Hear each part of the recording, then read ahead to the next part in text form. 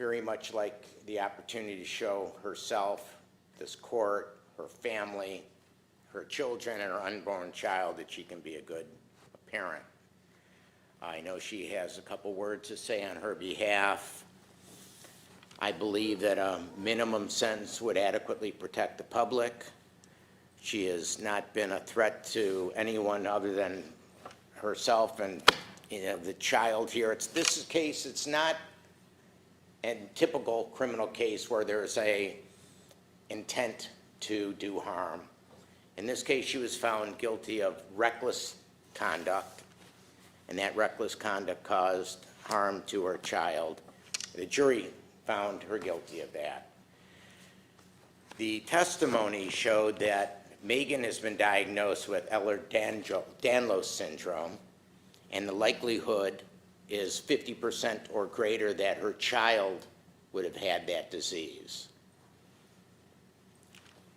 Children with this disease are more susceptible to fractures, bruising, and all kinds of illness. Now, she took her child to the pediatrician. I think it was 5 or 6 times from birth to the 28th of May. And somehow the doctor, even noting bruising, didn't make any reports to Children and Family Services. Megan did all that is required of a mother. And unfortunately, no one knew that the baby or Megan had this disease. Clearly, if this disease was diagnosed for Megan or the baby at an earlier stage, the conduct of the parent, the caregivers, would have been different. They would have handled this child with kid gloves, so to speak. I know she loves her child, loves all of her children, and I know that she has a couple words to say on her behalf. Very good, thank you. Baco, the law does allow you to address the court before your sentence. Is there anything that you want me to know? Once again, this is voluntary. I know you stand by your innocence and you claim to appeal, but if there is anything you want me to know, now is the time. Yes, sir. I'm here today to not only accept my sentence, but to also finally tell my truth. The truth is, I love my kids and I would never hurt any of them. This horrible tragedy has not only affected my life, it has affected my family's life. My kids, they will never get to know their mother. All I've ever wanted to be is a mother. I've made mistakes in my life, but after I had McKenna, I was doing everything to better my life. I finally got my license. I was going to STNA school to help people. I got a car and I was saving up to get my own place. It was the first time in my life that I felt like I was doing something right. Then on May 28, 2024, my whole life, my whole world got flipped upside down. God knows I never expected to be in the situation that I am in today. But here I am. So again, I want to say, I love my kids and I would never hurt my kids, regardless of what the media has to say. But I am here today as McKenna's mother to fully accept whatever sentence I am to be given today. Thank you. Thank you. On behalf of the city. Your Honor, there are a few members of the victim's family that would like to speak today, so please the court, I'd have them speak first. Sure. Just ask you to address your victim impact statement to me. My name is Jennifer Kavoriak, and I stand before you as McKenna's grandmother, her caregiver, but more than that, I stand here as a person who has held her through every moment of fear, every scream of pain, every sleepless night. I need you to know that the child you saw in those photographs, the tiny, bruised, hopeless infant, is not the little girl she was meant to be. That broken baby existed only because every adult responsible for her safety failed her in the most unimaginable way. I want you to know who McKenna really is. She is warm, she is loved, and full of spirit that refuses to give up. She has defied every odd place in her path, but her life has become a constant rotation of therapy, specialty medical appointments. On a good week, she has only 3, OT, PT, and speech. That is her normal. She has never known playgrounds, play dates, carefree toddler days. Instead, her life is measured in appointments, evaluations, and medical charts. Her injuries are permanent and devastating. Because of the trauma to her brain, she functioned as a 7 to 9 month old, even though she's 27 months old. The Cleveland Sight Center has to come to our house because she is blind in her right eye and legally blind in her left. We cling to the fragile hope that she perceives shadows and light. For her doctor's offices are not places she visits. They are her normal.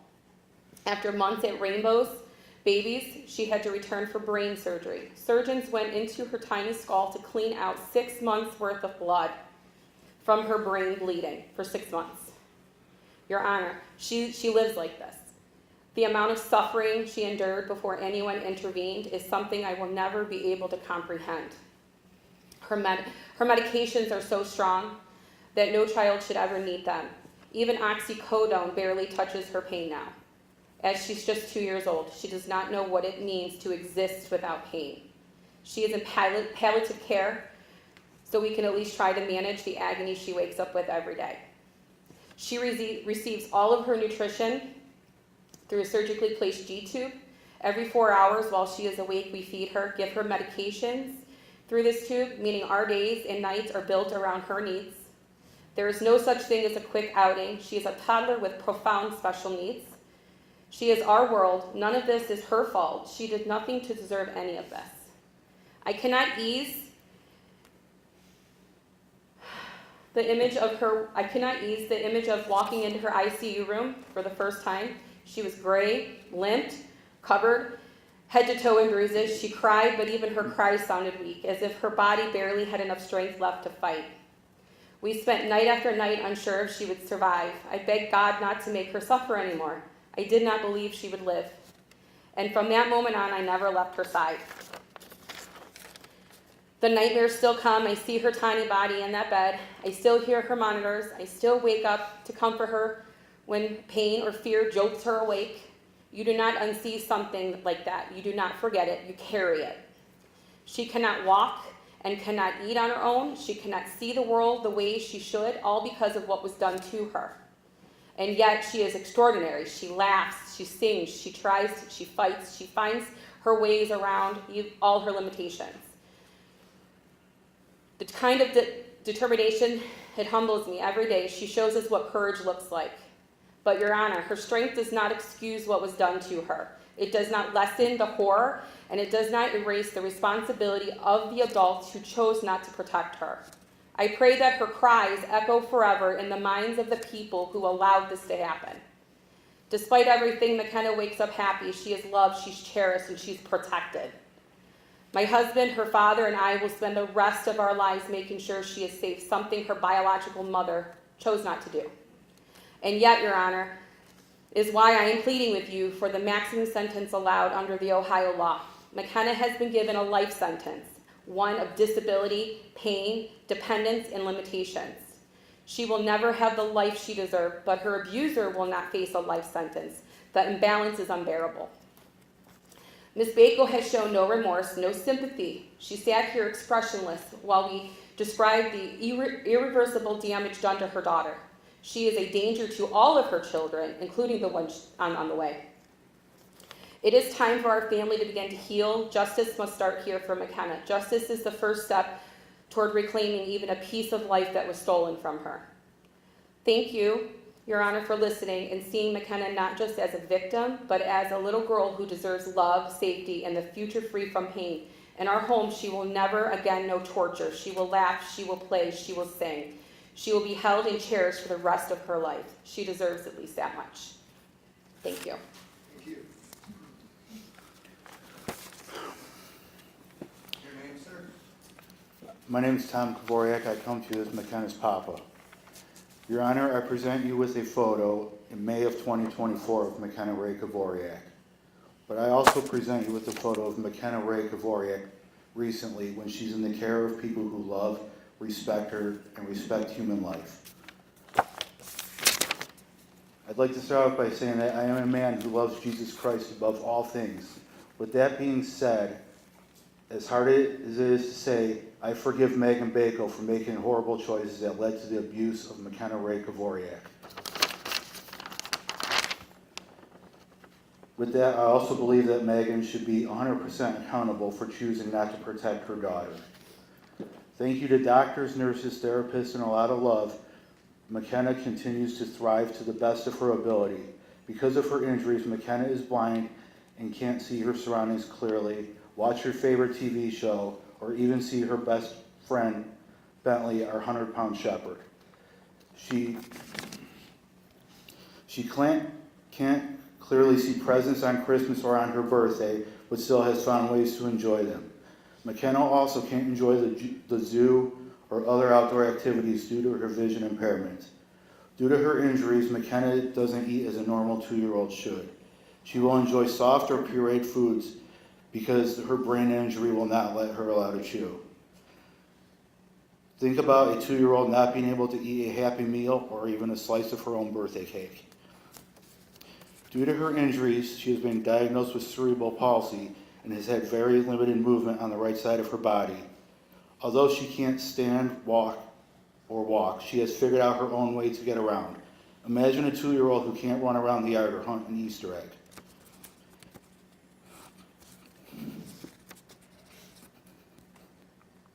In May of 2024, when McKenna was taken to Rainbow Babies and Children's Hospital, she was near death, but instead raised a hallelujah in the presence of her enemies and fought to fight and continues to do so. Your Honor, I ask that you please consider the maximum sentence allowed by the state of Ohio for Megan Bako, because even though McKenna did not lose her life, her injuries are lifelong. Thank you. Thank you. Thank you both for caring for McKenna. Mr. Gretzky? Thank you, Your Honor. The state is asking for maximum sentences on each count to be served consecutive to each other. These offenses were committed in a single course of criminal conduct throughout the defendant's relationship with Cameron Dreyer. The harm was so great or unusual that a single term does not adequately reflect the seriousness of the conduct. Each count is for a separate serious physical harm that McKenna suffered. Each of these injuries occurred at different times. State maintains that these counts will not merge because the harms were separate and they occurred through different conduct at different times. Count 1 was for the brain bleed that McKenna suffered, the harm there being so great that it will affect her for the rest of her life. Count 2 for her broken clavicle, which she suffered at merely 4 months old and received absolutely no treatment for. Count 3 for her the broken bones in her legs, which she again received absolutely no medical care for and no treatment for the pain. Count 4 was for the broken ribs, which again she received no treatment for and no pain relief. And finally, count 5 for all of the bruises that she suffered in that time period, which was evidenced through the photographs. Various bruises were shown that would heal and new ones would appear throughout that time period. And she also came to the hospital with bruises all over her body in various stages of healing. The injuries, of course, are egregious, but what made the gravities of these injuries even more unusual and great, in the state's opinion, is McKenna's age. She could not understand why she was in this pain. She could do absolutely nothing to help herself or save herself from the hands of her caretakers. She could not tell anyone. She could not get out of where she was living, which, as we heard, was often in the basement of this house. She would be left alone and unattended all of the time, alone to cry in her pain. She was crying all of the time, and during this time period, we heard the doctors testify that the pain would have been so great that it would have affected her diet. And indeed, there was a lack of growth during that time period. The defendant could have stopped all of that for her child, McKenna. The defendant could have removed McKenna from there. Indeed, she had a duty to do so, but her priorities were her boyfriend and using drugs. She chose to bring McKenna into that home. And she not only knew that McKenna was being abused, she not only saw how McKenna was being treated and saw the injuries and the evidence from the injuries that she was suffering from, but we also heard the evidence of how the defendant recorded the treatment of McKenna. creating some form of, I guess, entertainment at the expense of the torture of McKenna. There were multiple videos, including 2 videos involving the taser, video where the defendant's boyfriend seemingly sucked the air out of McKenna so that she could not breathe and then whimpered a cry, and then a video where the defendant's boyfriend held McKenna's head as it dangled over the edge of the seat while laughing and calling McKenna a crybaby as she whimpered. The defendant fully participated in how McKenna was treated. Even handing her child to him as the mother, she fully participated. And then covered up the injuries. We heard the testimony of how she lied to the doctor, Dr. Evans, and then using an order for blood work that doctor gave her, she then proceeded to lie to other people in her life who asked about these injuries, claiming that the doctor knew about them. To this day, the defendant will not acknowledge that anyone hurt McKenna. The state maintains that McKenna absolutely does not have this genetic disorder, Ehlers-Danlos. But to hear the defendant talk about what she claims is true, that McKenna had the genetic disorder, the defendant still does not take responsibility. First of all, this genetic disorder would not explain the brain bleed, and it would not have made the broken bones hurt any less. It would not have meant that McKenna cried any less or was in any less pain during all of that time. It would not mean that the evidence of the injuries she had sustained would be any less apparent to the defendant.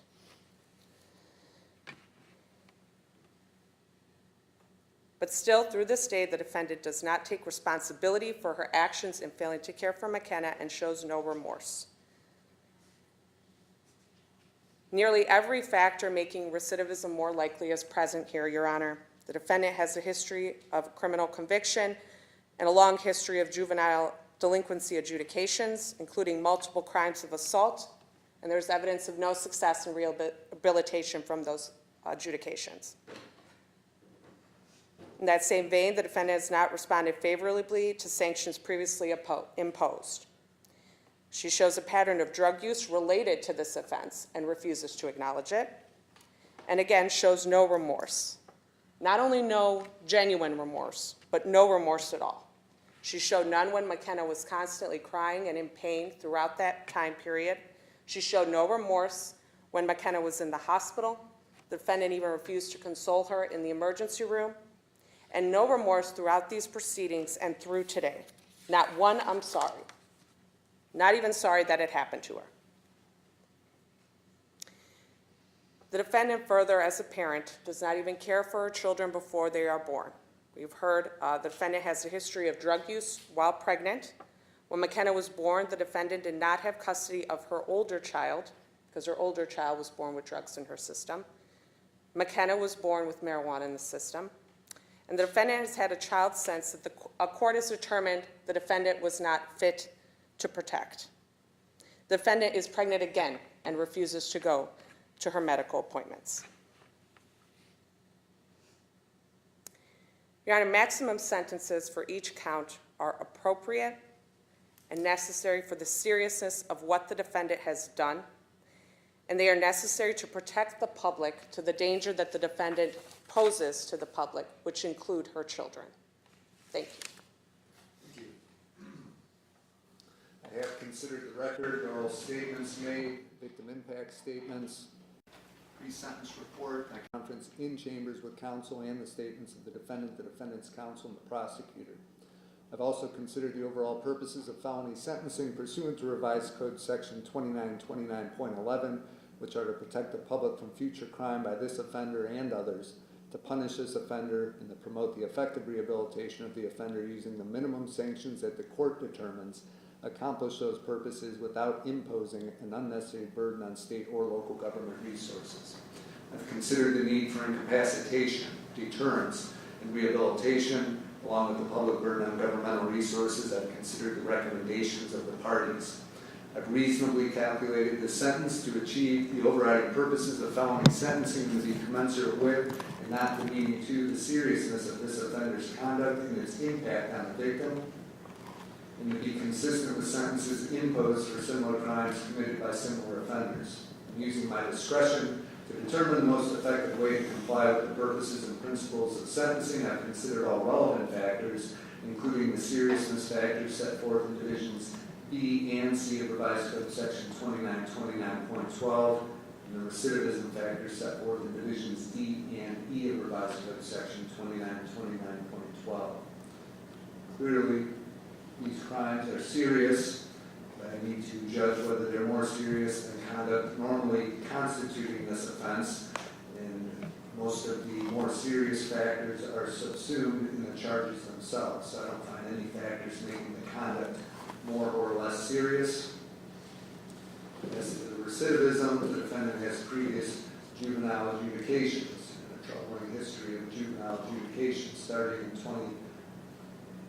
these will be adjudication dates 2017, disorderly conduct, minor misdemeanor. The defendant had 6 violations of probation for that charge. Once again, in 2017, petty theft, a misdemeanor of the first degree. Defendant had 2 violations of probation for that charge. 2018, obstructing official business, a misdemeanor of the second degree. In 2019, petty theft, a misdemeanor of the first degree, and resisting arrest, a misdemeanor of the second degree. Defendant had 3 violations of probation for those charges. In 2019, an assault, felony of the 5th degree. Defendant had 3 violations of probation for that charge. Once again, in 2019, assault, a felony of the 5th degree. Once again, in 2019, assault, a felony of the 5th degree. Defendant had 1 violation of probation on that charge. In 2019, once again, assault, a felony of the 5th degree. And 1 more, another 2019, assault, a felony of the 5th degree. Once again in 2019, assault, felony of the 5th degree. The defendant was sentenced to the Department of Ohio Youth Services. He had 2 parole violations.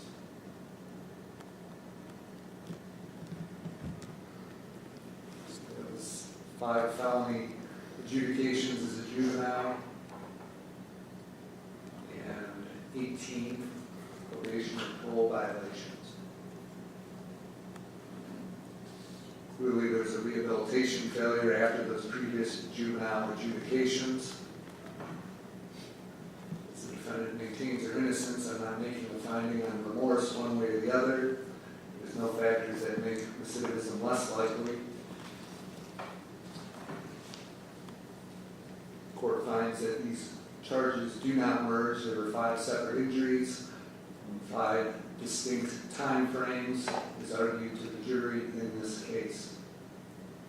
In cases where child abuse is concerned, it's imperative to allow a defendant an opportunity to provide alternate theories of the cause of the injuries if they should choose to do so. In this case, the defendant called 2 witnesses as experts. The second witness testified that his expert opinion was that the injuries to McKenna were attributable to Ehlers-Danlos syndrome.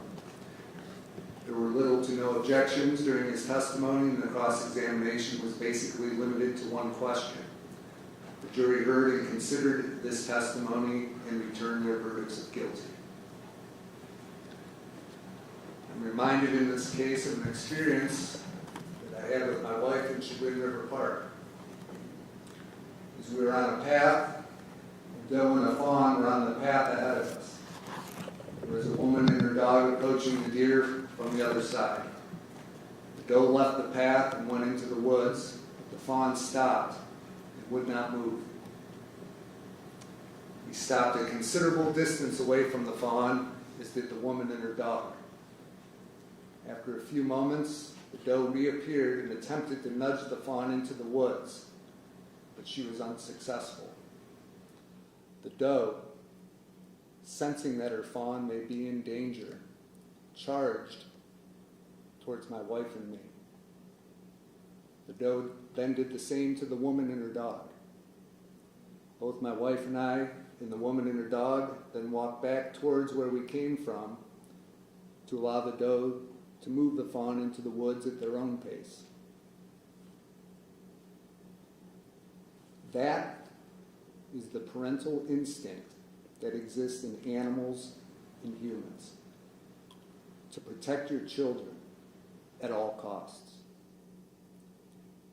It is our number one priority and responsibility. However, it was not yours. It wasn't even in the top two. You prioritized your relationship with your co-defendant in getting high over the protection of your baby. It was appalling to hear how you wanted to buy drugs after being notified that McKenna had fallen off the bed onto the tile floor. The photo of McKenna on the floor then became a joke for you and your co-defendant. I don't even have the words to describe what we watched when your co-defendant activated the stun gun mere inches above McKenna's body. He also put the stun gun against her body but did not activate it. You watched and did nothing. You had the duty to protect McKenna. You did not protect McKenna.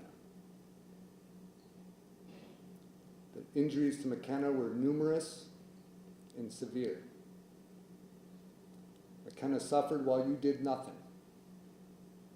McKenna continues to suffer and will be affected for the rest of her life.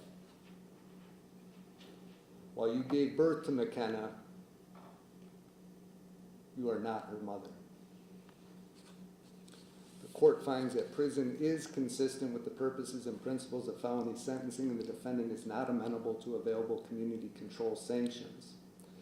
The sentence of the court as the defendant is to serve a stated prison term of 36 months on each count with credit for 13 days already served, and that shall be served at the Ohio Reformatory for Women in Marysville.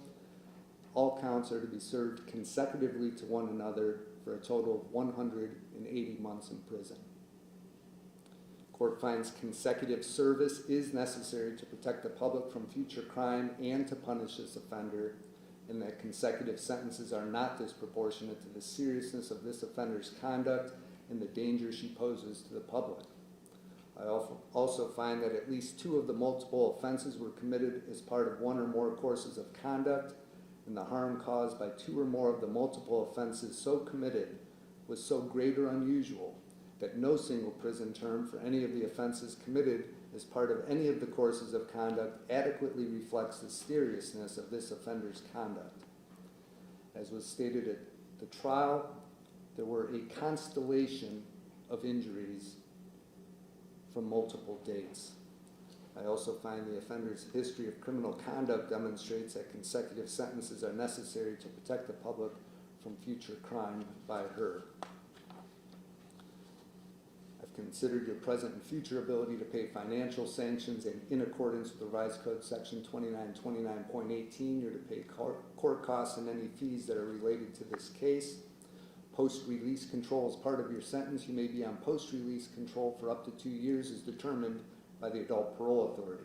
If you are placed on post-release control and you violate any of the conditions of your post-release control, the Adult Parole Authority may impose more restrictive post-release control sanctions, or they can return you to prison for up to 9 months for each violation, up to a maximum of 50% of your stated prison term.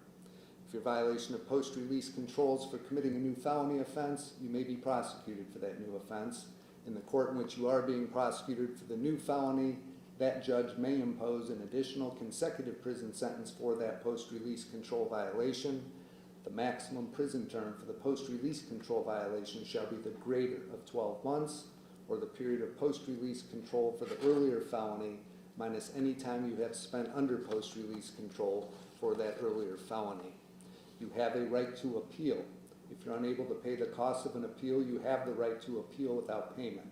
If you're unable to obtain counsel for an appeal, counsel will be appointed without cost.